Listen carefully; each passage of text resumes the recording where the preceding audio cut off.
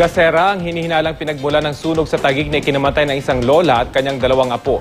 Ang isa sa mga batang biktima, kaarawan pa naman sana ngayon. Balitang hatid ni Von Aquino.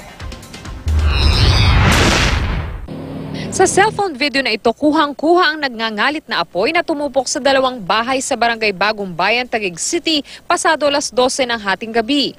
Sa kasamaang palad, nasawi sa sunog ang 60 taong gulang na si Zenaida de los Santos na natagpo ang yakap pa ang kanyang mga apo, ang 1 taong gulang na si Ariana de los Santos at ang 9 na taong gulang na si Roniel de los Santos.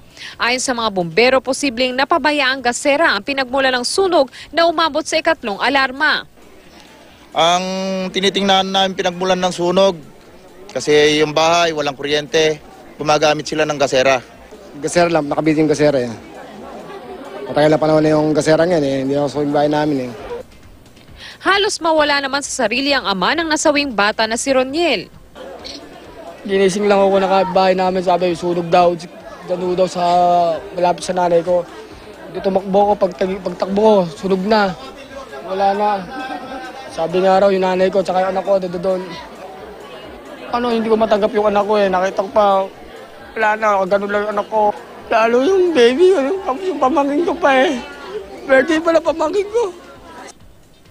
Nadamay naman sa sunog ang katabing bahay pero wala namang naitalang nasugatan sa isa pang pamilyang nasunugan.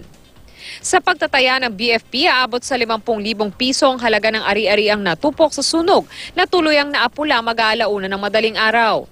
Patuloy na paalala ng mga otoridad sa publiko para makaiwas sa sunog. Yung mga gumagamit ng gasera, kandila, bago matulog, sana patayin natin para makaiwas tayo sa ganito.